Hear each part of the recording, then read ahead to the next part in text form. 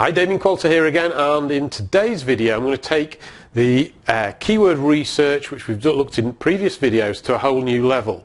And now what I want to look at in today's video is competitive research. So we've looked at keyword research in the previous two videos, and if you haven't seen those videos yet, there's links to them under this video in the body text. But what I want to show you now is how we can win battles.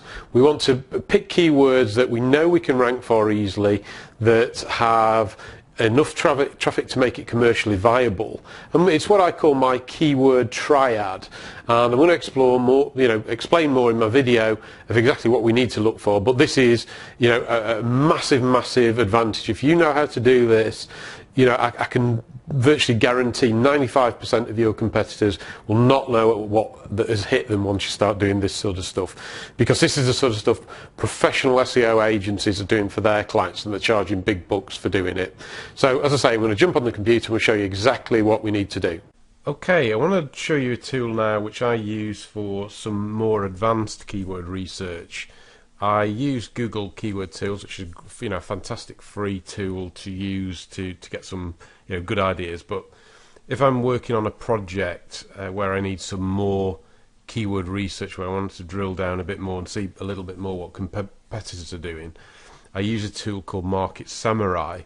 It is a paid tool, and it's I think about $100-ish, something like that. I will leave a link under this video if you want to find out some more about it. But basically, I just want to show you a demo how it works, and some of the really cool features of it, which I think are an invaluable tool if you want to take your SEO to the next level. If you just want to do basic SEO and you don't want to get involved buying extra tools, Google Keyword Tool is a fantastic resource to get started with.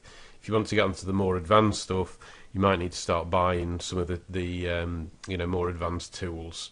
As I say, I've tested lots of tools over the last few years, and Market Samurai is certainly in my top 5 tools to have in your arsenal. So what we click here is basically when you're setting up Market Samurai, you link it into your Google Keyword Tool. So you would log in, you basically have some settings which log in then to your Google Keyword Tool, which help bring further data forward. So probably the best way of showing you is by doing a new project. So if, for example, we are looking for a keyword, let's say it is dog training, a good old favourite, and you might just see a little bit of lag on the screen here because I'm basically running it on a VPS server, which is basically a virtual server, so there's a slight lag on this. Now, if I was focusing my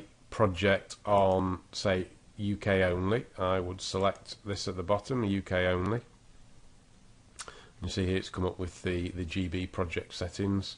You've obviously got lots of different settings here. You can do all countries if you want to sell stuff all over the world, or other countries specifically. So we'll stick with the UK for the time being, and we click Create. And really the main tool I want to look at here is the Seo Competition. So click on that, and basically it comes defaulted with all these things ticked, and I will go through them as we go through the video. But basically it's things like domain age, page rank, and links to the site, and it gives you a very graphical representation of what you're up against when you are approaching or looking at a marketplace. So best thing to do now is, if we generate results,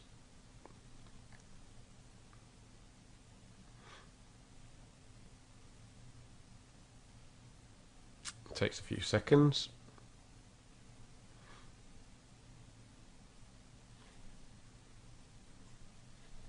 Okay, we've got the results back now here. I'll just go through basically what it shows you, and how useful this can be for your website. Basically, the way Market Samurai is set up, and I'm just going to move it over slightly to the side here to get everything on screen for you. It brings back the top 10 results for that keyword in your chosen area.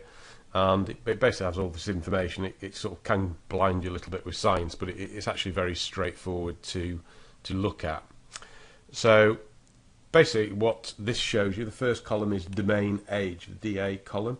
That is how old the domain is. Obviously, the older domain, generally in Google's eyes, the more authority it gives it because it's been around for a while. So here we can see things which are, it's pretty much that most of the domains here are over 5 years old.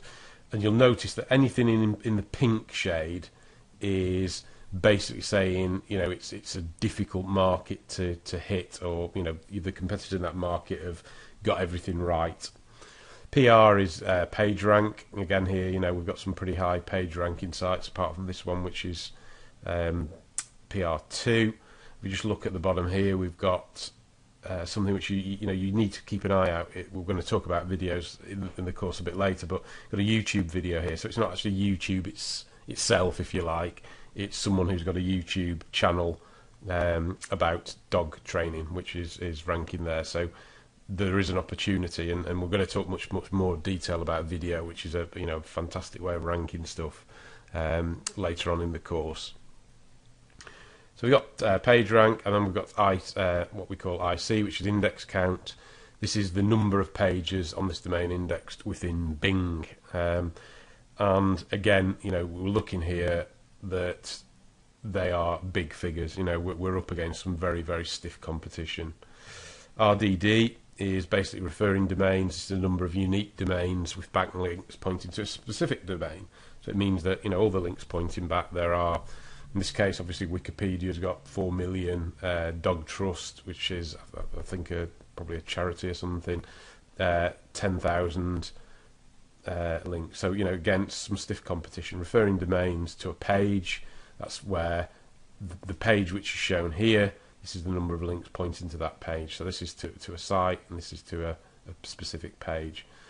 And then BLP, which is basically the total number of backlinks pointing to a specific URL. So that's the total number of links pointing to a website, which could be from multiple sites. And finally, the backlink domain. Domain backlinks, again, this is the number of external links to any page on that domain, which is usually the biggest figure. Then we've got, so these basically are what I consider up to here, which we'll go into in a second. BLG is EDU and government links. DMZ is are you listed in DMOZ directory, and Yahoo, are you listed in the Yahoo directory. So all these factors up to YHA here are what we would consider to be off-page considerations. So we're up against some stiff competition, and this is not really a fight I would want to go into unless I was going to do something with video in a very clever way, which we'll talk about video, as I say, in later videos later in the course. What we've got here then after YAR is title, which is basically, this is now the on-page factors, which are things which are on the website, which is saying is the keyword in the title tag, and again it will show you yes or no. In the URL, obviously you can see here we've got dog training, Wikipedia dog training, so it's in there. In the description, that's in the meta description. In this particular example, it's showing no. Again, it sort of highlights here, and when you get a row of pinks here, it means that someone's got a very well optimized page on site.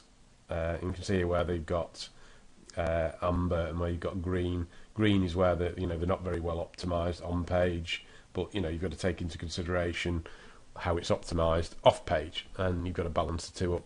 This is certainly a difficult battle to win, and maybe you'd want to drill down a little bit into some lesser keywords on dog training.